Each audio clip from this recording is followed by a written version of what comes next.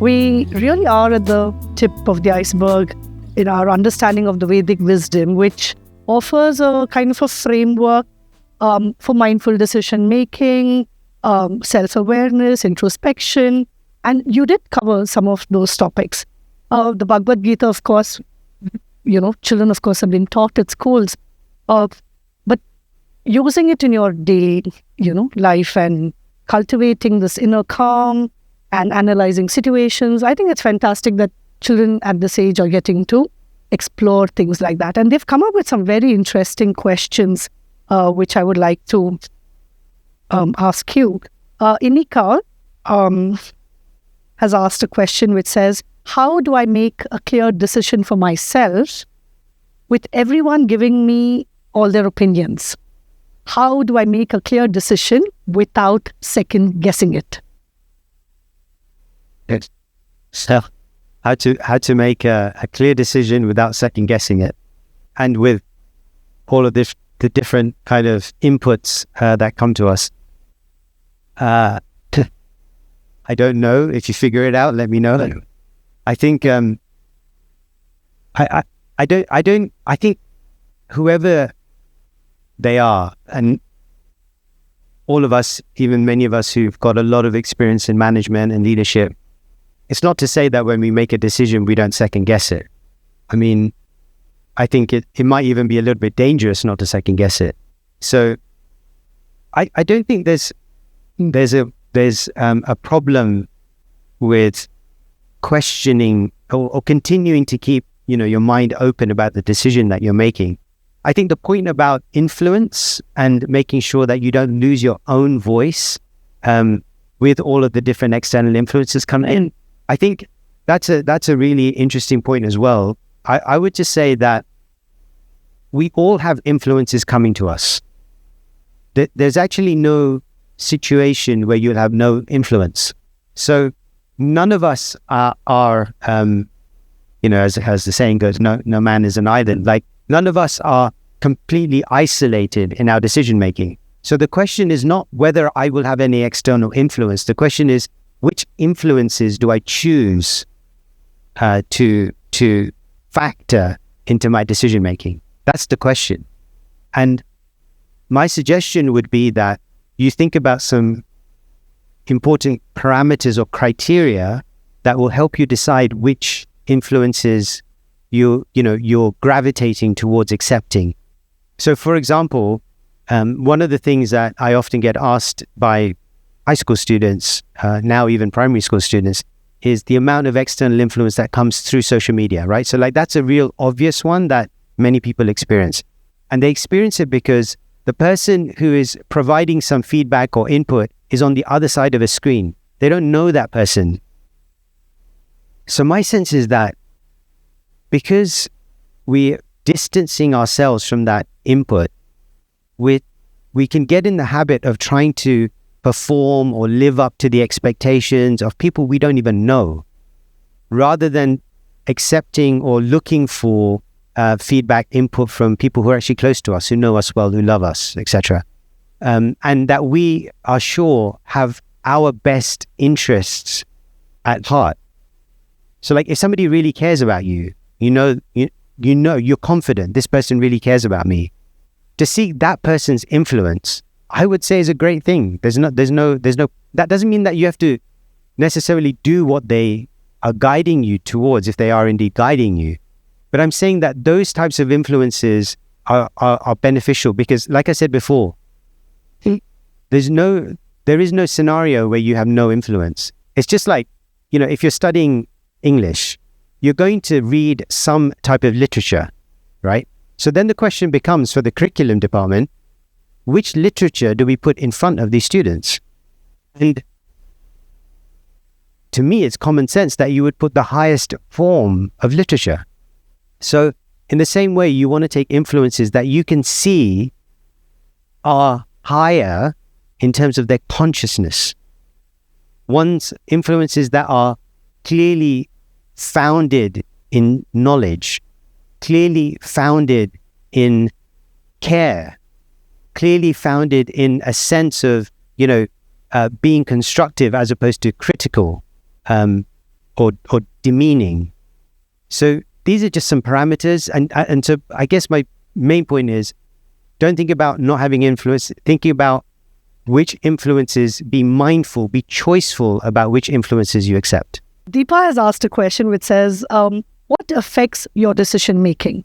Mental state, personality, or physical conditions? Actually, all of those things, mental state and personality are quite related, and your physical scenario and conditions or kind of external factors all play into that. So there's no getting around that. There's no ability for us to deny the influence of personality, conditioning, psychological state, circumstance, external, physical, all of these things, whether it's mind or body, and the external world, all of these things are going to factor into your decision making. So that you can just take for granted. The question then becomes, okay, how do I respond to these different layers? How do I ensure that, for example, like if you talk about personality, right? Now, we all have different aspects of our personality. So sometimes I can be a really kind person. And sometimes, if you catch me on the wrong day, I can be a not so kind person, right? We all have, it's not like I have just one person, I'm always kind. I'm not. I wish I was, but I'm not. So then the question is, when I'm making a decision, when I'm trying to think about influence in terms of my own personality, which side, which part of me is influencing that decision? Is it the nice, kind side of me, or is it another side of me? And that's the traffic light system, right? So the not kind part of me should, when I recognize that, I recognize that as red. Stop. Don't proceed. That's not who you're supposed to be. When I recognize my mindset, my state of mind, I can say, as being situated in that state of kindness, then that's green for me.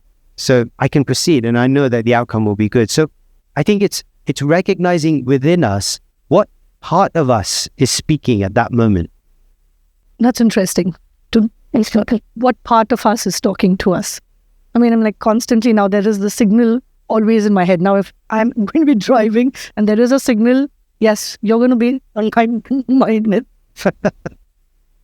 So Arnav has asked another very interesting question. What is the difference between regular and mindful decision making? When we say, first of all, I'm struggling a little bit with the word regular because I don't think there is any regular. I think so if we categorize it as mindful and not mindful. So for me, mindful is basically stimulus response. Okay, stimulus comes, I have no gap, I just respond. It's instinctive.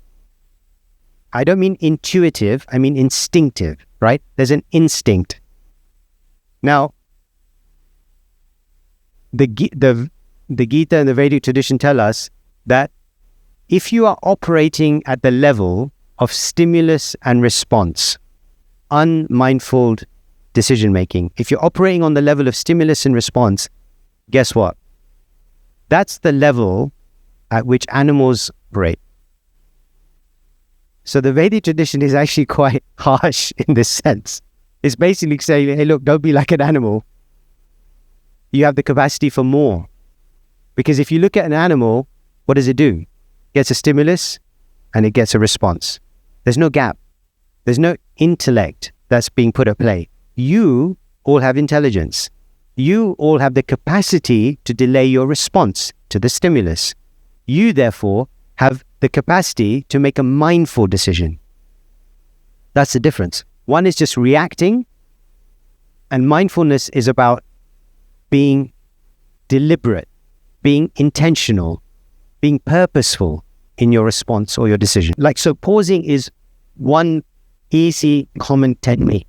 So certainly pausing is a technique which we can start with. It's not the only technique. Like if the fire alarm goes, I don't expect you all to go into lotus position and meditate on what to do. Fire alarm's gone off, you just do what you're told to do by the school, and we know where the fire exits are. So it's not like you have to respond in the same way every time. But if you practice mindfulness, if you practice things like meditation, they do empower you to make the right choice at the right time. Which actually leads me to the next question, which Sana has asked. how not to be influenced by external factors when you decide. How important is it to know everything before you make a certain decision? Okay, so two assumptions there. One is, again, like I said, don't be under the illusion that you're not going to have external factors. It's a fallacy. It's just about choosing. I won't rehearse that again. I've already made the point, right? So accept that there will be external factors. Now focus on which external factors you want to accept. Okay? So that's the first thing. Second thing is, sorry, could you just repeat the second part of that question? Important is it to know everything before you make a certain... You're never going to know everything about a decision. You're never going to know it. It's like boiling the ocean. So again, it's a fallacy. Don't worry. You're never going to be... But what you can do, have you heard the term, don't sweat the small stuff? You heard that term? Like there's a phrase which kind of like, there are points of leverage where if you lever those things, you'll see the most impact. Now, the benefit of mindful decision making is that it helps you focus on the points of greatest leverage, because you're not going to be able, it's like, imagine you're studying for your exams, right? So when you study for your exams, like, are you going to memorize every word in the textbook? Like, you're going to have some kind of approach where you're going to have to learn either through past paper practice, through however you study, like ways of leverage that you're going to get the most benefit from the amount of time that you have to put into preparing for that exam. Because the approach of knowing everything is like, for every single exam, I'm going to know every single word in the textbook. Clearly, that's never going to be the case. So how do you focus? What will help you decide what those points of greatest leverage are, right? And that is the skill, if you like, of mindful decision making. That's the skill that you will start to acquire when you become more intentional, more reflective, or more purposeful in the way that you approach important decisions. When you say something like this, we also need to know, like Ahan said, how do I focus on one thing at a time properly? Mm-hmm. Yeah. I actually think... Because I think this is the age where, it's like a monkey in your mind. There are like 100 things going on. You've got parents and you've got external influences, you've got peer pressure, you've got classes to attend. And I'm sure, how many of you have monkeys in your mind? I think everyone. We still do. So how do you focus on one thing at a time properly? So a verse in the Gita comes to mind where Krishna says, so Krishna's giving Arjun some instructions, and then at the end of that passage, Arjun says, look, Krishna, the mind is more difficult to control than the wind. Like, what you're telling me is not practical. It's more difficult to control than the wind. I.e., Arjun is saying it's impossible to control the mind. How am I supposed to do that? Nobody can control the wind. Nobody can control the mind. And it's a really powerful question, I think, because when I thought, yeah, that's true. Like, I feel like the mind is like that. It's constantly coming up with something, even when I'm telling it to be quiet. But Krishna's response to Arjun is actually quite interesting, because he says that it's through practice and detachment. So these two things are going hand in hand, and I want to focus in a bit on practice. So I for the last 30 years or so, I do about 2 hours of meditation in the day, and I do it early in the morning. So how many of you have practiced or experienced meditation?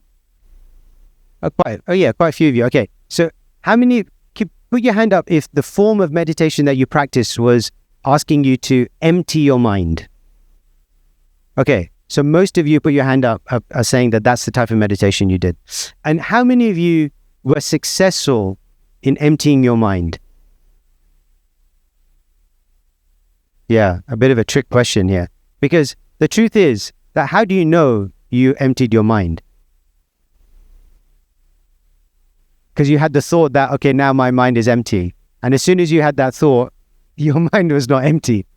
Like, the point is that none of us can empty our minds. Like, that's not a practical solution to anything. So emptying the mind is not just like removing all influences is never going to be the case. But what you can do is be able to focus your mind on the things that you want to focus on, right? That's the trick. The trick is not to say, okay, empty my mind. Okay, then what? The trick is to kind of say, I want to focus on this, whether it's my paper or whether it's my, a conversation I'm in or whatever it might be. And I want to have the ability to direct my mind and consciousness to that thing in that moment without distraction. How do I do that? And that takes practice. So that's why, the form of meditation I do helps me do that. So whether you're doing it, because if you do it in ideal circumstances, so for me, and this is not the same for everyone, it will be different for you, which is why I told you to write the list of 15 things. Have you forgotten that already?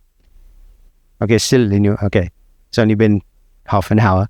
So what I mean is if you practice these things, you'll get better and better at it. It's like riding a bike, right? When you learn to ride a bike, it wasn't easy in the beginning. Now you do it without thinking. So these things are habits. There's no miracle going on here. There's no magic or mysticism. It's very, very simple. It's like anything. You practice something, you'll get good at it. If you practice meditation, you'll get good at it. So when you practice something, in the initial stages, you always practice, or not always, but you try to practice in ideal circumstances, right? Not real life circumstances. So when you're practicing riding a bike, your friends or your parents probably took you to a safe place, like a park, before they let you cycle on the road with the cars. So you practice in ideal circumstances. So find the ideal circumstances for you. For me, it's ideal is early in the morning, before anyone's awake, in a quiet room where it's a little bit dark, and I can just focus and I don't have to get distracted by anything else that's going on, like bottles falling on the floor, right? So then that's an ideal scenario. But when I get good at doing it in ideal scenario, then guess what? When it happens to me in real life, I can bring some of those skills to that scenario. But if you just think that, okay, tomorrow I'm going to do it in a real life scenario, that's like taking somebody who's never ridden a bike before and saying, off you go, on the street, on your own, see how you do. Not recommended. So at least try to do something in your ideal scenario, and then you'll get good at it. That was, thank you for that explanation. That was really very insightful. Now, finally coming to, before we start taking questions from the children, Jeshta is asking us, again, back to the exams, how will the mindful decision making help me during stressful board exams? Yeah, okay. So a really good question, because obviously this applies to everyone, I think. In terms of when exams come, it's a highly stressful period. And my problem was I was hopeless at exams, and the problem was I never got stressed about them. So I was on the opposite edge of the because I had zero stress. I was just chilling, walking into not recommended. So a certain degree of stress is good. A certain degree. Stress actually places you in optimal performance mode for a certain period of time. Like elite athletes are able to place themselves in situations of some degree of stress, okay? Because you want your body and kind of neurochemistry to be at a certain place so you perform the best that you can. But that only works for a peak period of time. You can't sustain that. So it goes to a peak 2 hours in the exam, and then it comes down, right? Until the next exam. So the ability to be able to turn it on and off, that's important. Because the mistake that many people make is they try and turn it on, and they think that high performance is staying on all the time. Just like they think that chasing after a peak level, imagine, have any of you been bungee jumping? Good, don't do it. Imagine bungee jumping, it looks exciting, right? It looks like, well, that could be fun. But imagine bungee jumping all the time. So you go up, you jump, climb back up, jump, climb back up, jump. At a certain point, you're going to hurt yourself. So the thing with stress is, and ability about mindfulness, remember, all of this is really centering around one key point. And that is that how am I able to control and manage myself? right? And point myself in the direction that I want to be pointed, to ramp up my preparedness or my stress level just before I start the race, or just before I start the exam, or just whatever it is. And then be able to dial into normality.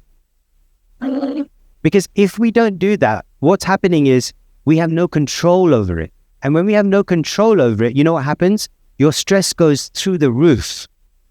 Because now it's like, I have no control. And as soon as you're in a situation where you have no control, you're like I don't know if you're familiar with the phrase, but like a rabbit in the headlights. Like you can imagine an animal in the road, and the car's coming full on. It freezes in the middle of the road. When it doesn't matter what else it did, run this way or that way, it'd be fine, but it froze.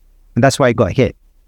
And overstress, that kind of brings us to that scenario. So all I'm saying here really is real simple. It's not complicated. All I'm saying is these types of mindfulness practices, they will just help you cope better, because you will be able to manage your own stress levels, your own emotions. And it's not going to happen overnight. You're going to have to work at it. If it's something that you want, if it's like, I don't care about this stuff, I'm good, then great, But if you feel that actually this is something I want as a life skill, then it's something you're going to have to work on, just like anything else you want. Interesting that you say that, because things like meditation and yoga actually happen at schools now.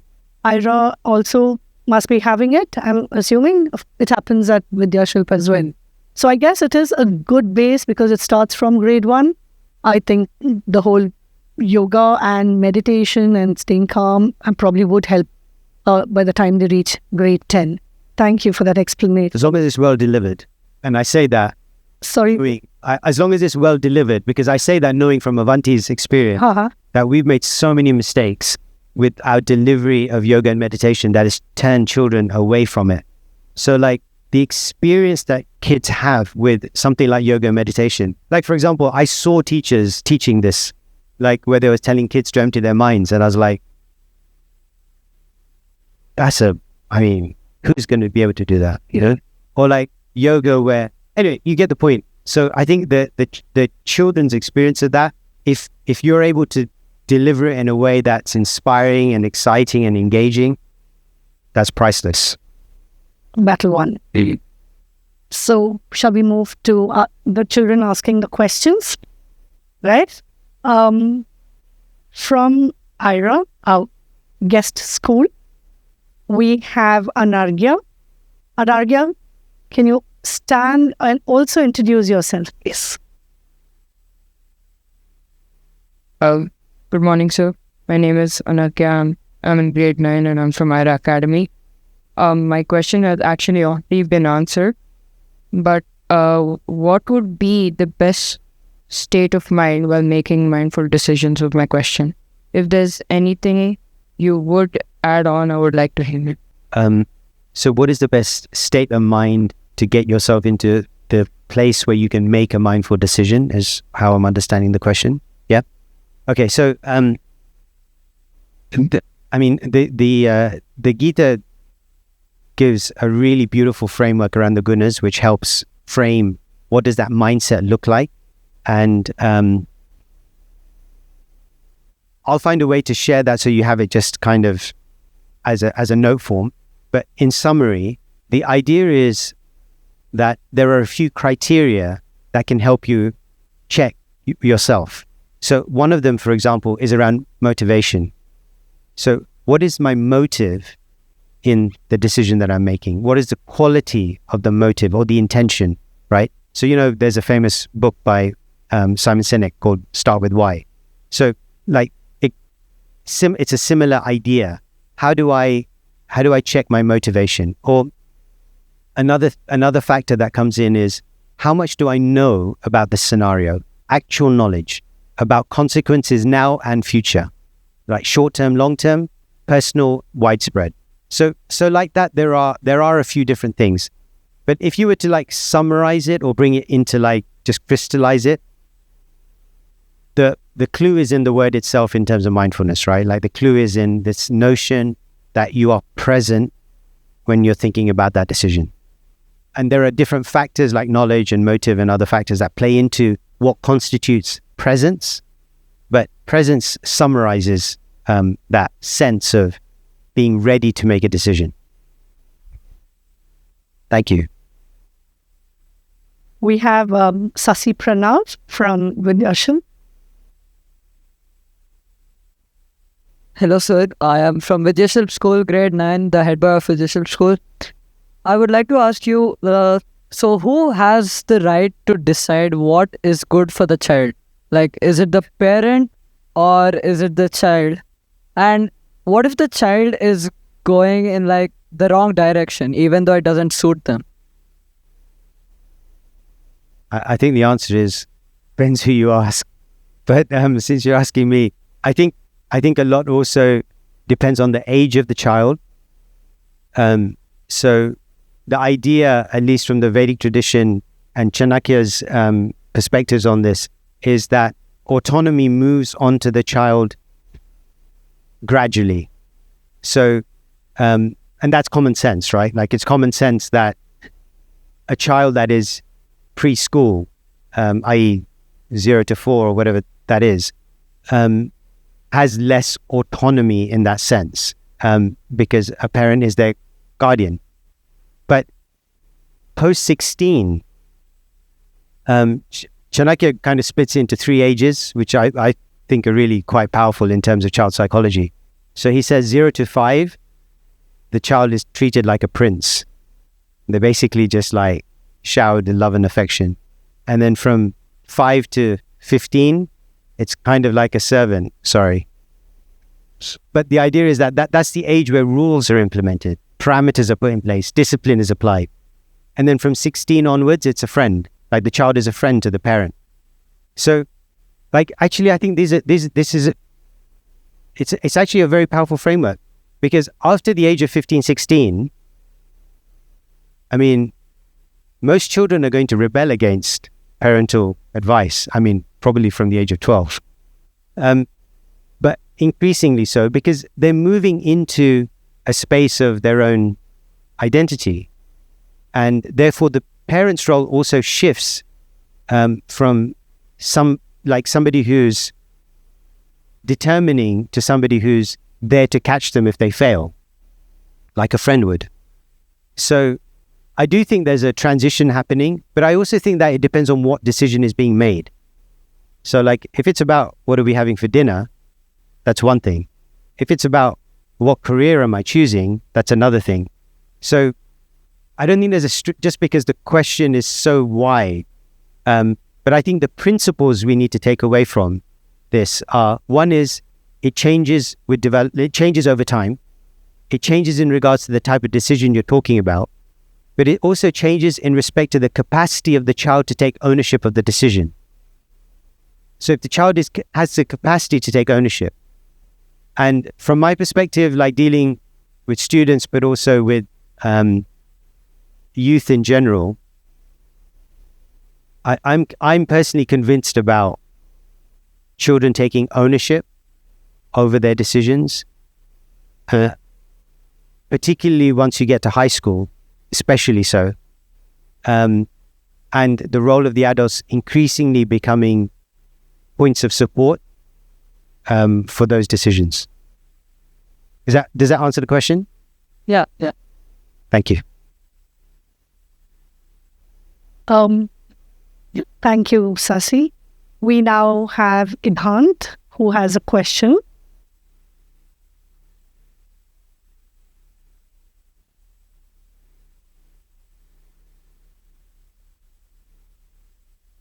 Good morning, sir.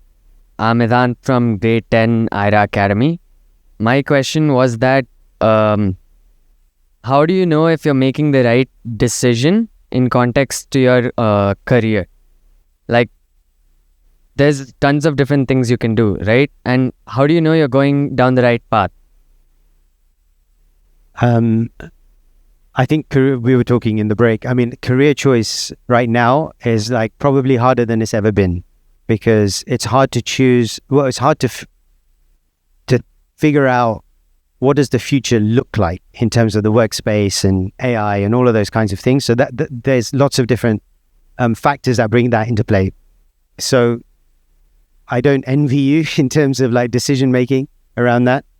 I'll start with the principle, and the principle is the nexus of two things.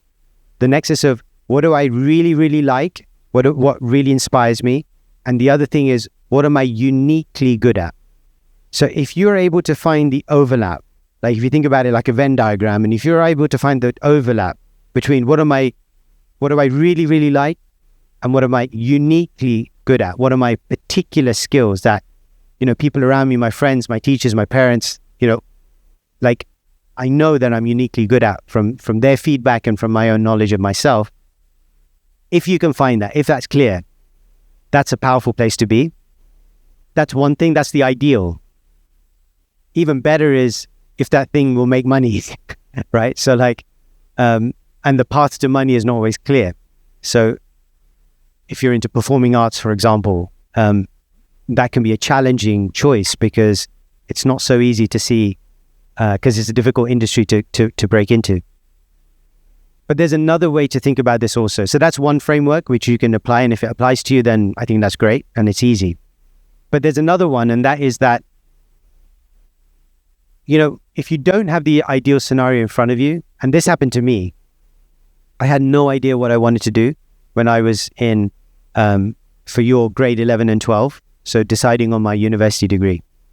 And I'll tell you a funny story. So when I was in grade 11, I was choosing my university degree. I went to my career advisor at college, and he said, "What do you like?" And I said, "I like maths and finance and da da da." So he said, "What does your dad do?" I said, "He's a dentist." "And what's your mum do?" "She's a dentist." And he said, "I think you should do medicine." And then, so I applied to do medicine. I got into med school. I got kicked out after a year, but that's a different story. But I applied to do med school.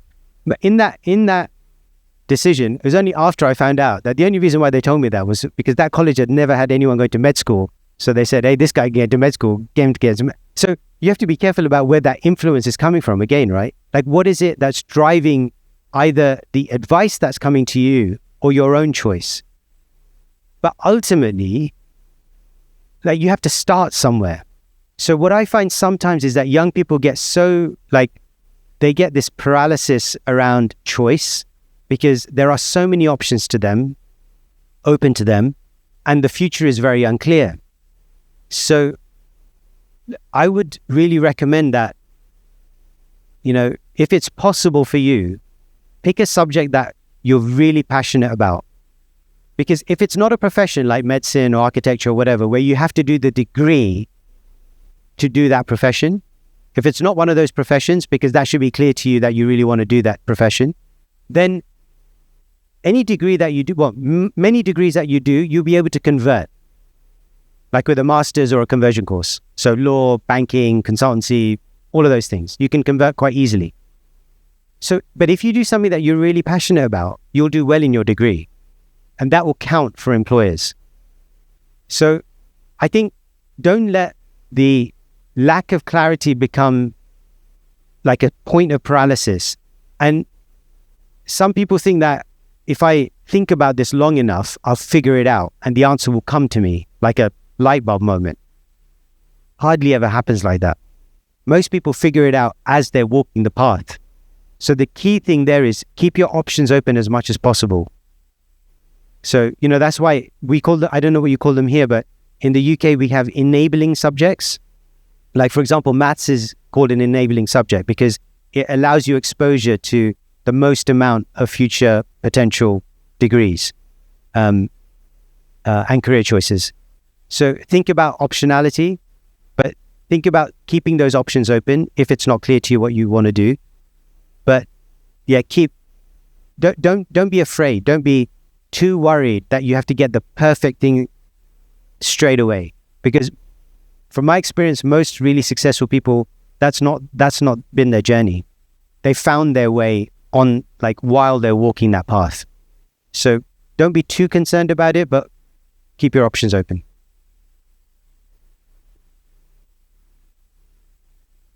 being uniquely good at. I really like that term now. I think we're going to use it quite efficiently because children are uniquely good at something. It's just that they need to be honed and, see where it takes them. And enabling subjects, I think that's good advice. That's good. Right. Bhumika Bhatia from Vidyashilp. My name is Bhumika Bhatia. I'm from grade 8. My question is that in real life situations like helping a friend, responding to peer pressure or reacting in anger, our instincts and ethical values may conflict. How can we pause, think, and choose the option that is morally right and responsible? I would just refer back to what I said earlier, in the sense that don't expect that you're going to be able to do that flawlessly without practice. What you're asking there, I think all of us wish we could do, right? I mean, we all wish we could do it. But some of us are practicing to try and being able to do that. And some of us expect it to come like out of the sky, like, I deserve it, I should have that capacity, and it will just come to me in the moment. And obviously it won't. So I would say, think about if that's important to you, if that capacity is important to you, then practice. Try. Here's another way you can practice. Rather than waiting for a big thing, pick something small, right? It could be something like what you choose to have for lunch. You're making a mindful decision about what you choose to have to lunch. It could be something small like you get a message from a friend that you don't like the message. So it could be like you practice on how am I going to respond to this message. So if you just practice with things, you'll find the way yourself, because it's actually it's inherent within us to be able to do it. It's just we need to be able to bring that out. Is that okay? Thank you. Should we open the floor for any questions? Anyone?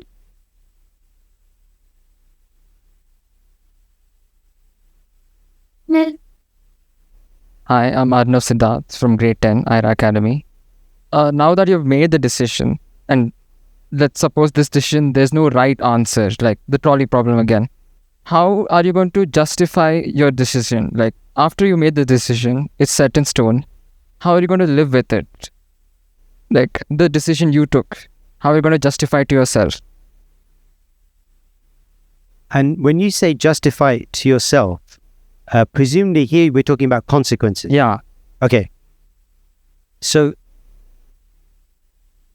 again, a verse from the Gita comes to mind where Krishna is saying to Arjuna that there is no action in this world without fault, without some fault. You can't do anything in this world without any fault. So perfection doesn't exist in that sense, right? And we're all trying to make our way in the world. We're all trying to do the best that we can. And your point about how do I live with myself? How do I justify the consequences of my action? Really, this would drive us really crazy with guilt if we were not able to be satisfied that I made that decision with the best possible motivation. And to your colleague's earlier question, motivation is an important factor to determine whether I made a choice mindfully or not.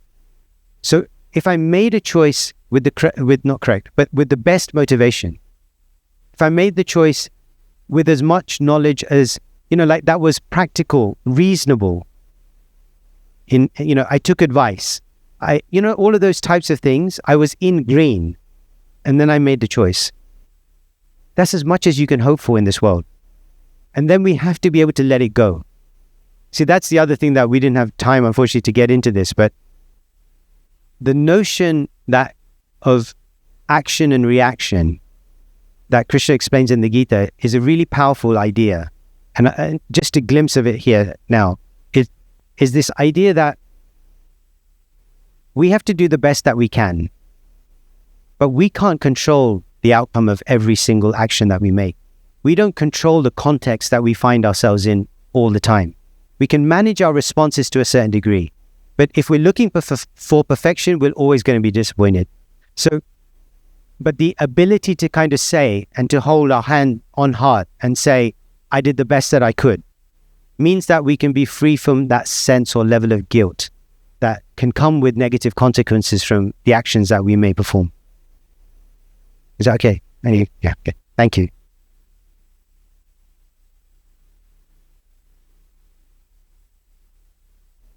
We have questions. We'll take one more. This would be the last question. Sir, as Surpadaka wanted Ram very badly, so how do we get out of this materialistic want that we have inside of us that keeps... I missed the first couple of words. Can you repeat the question, please? So how do we get out of this materialistic want? Like how Surpadaka had a want for Ram. A want. Aha. Okay, so how do we get out of just materialistic desire like that? I want this. Aha. Yeah, okay. Yeah, again, let me know when you figure it out. That's why I picked this balance, right? So one want is Surpanaka's want, which is a materialistic desire.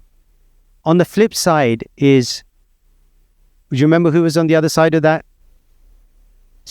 Sita. Right. And what does Sita represent in that scenario? Rolling of the disc. Right. So it's not like Sita also wanted Ram, right? Yes. So the difference was that she was operating within rules. She was operating within, you can say, civility or custom or whatever, however you want to, lawfulness even, right? So the idea is that it's not that we can get rid of material, obviously some extraordinary or exceptional people may try to get rid of material want. Personally, I don't think that's a practical approach to life. I think most of us are going to have material wants. So now the question is, how do I frame those wants so that they are good for me, not bad for me? And then good for, not just for me, but they're good for society. Sita's engagement with Ram is a good example because she married Ram. So marriage is an example of the institution of putting some structure around materialistic want for the opposite gender, right? It's a framework for doing that in a way that benefits the person, the individual, and society. So the question, when a material want arises, the first response may not be, how do I get rid of it? The first response may be, how do I frame this in a way that's constructive and not destructive for me and for others? I think if we try and reframe the want, the desire, into something positive or that can become positive, that will be easier for us to act on than to try and get rid of the want. Because to try and deny the want is like trying to empty the mind. It's just highly impractical. Is that okay? Thank you, sir. Thank you. As we come to the end of this session, let us here remember to reflect on the valuable insights shared with us today on mindful decision making, Nitesh. The discussion has reminded us that our choices, big or small, shape our actions, our relationships, and ultimately our future. By learning to pause, to reflect, and make mindful decisions, we equip ourselves to respond thoughtfully. I'm sure the session has left a meaningful impact on all of us here. These lessons are not limited to today, but are tools we carry forward in our academic life and beyond. On behalf of IRA Academy and Vidyashilp Education Group, I'd like to express our sincere gratitude to you for taking time out to guide us with your clarity and wisdom. Thank you for inspiring us. And thank you all for that. Can I just end with just saying, expressing my gratitude. I really, this is my first time to, pretty much as an adult, first time to Bangalore, and you've been really an incredible audience, and I mean that sincerely. Your questions, the conversations I had in between, your attentiveness was really hope-giving. I think you guys are intelligent, you're switched on, you want to do the right thing, and I wish you the best of luck. And I'm very grateful that the schools, your teachers and school leaders here allowed me to come in and speak with all of you. And I wish you the very best of luck. Thank you so much.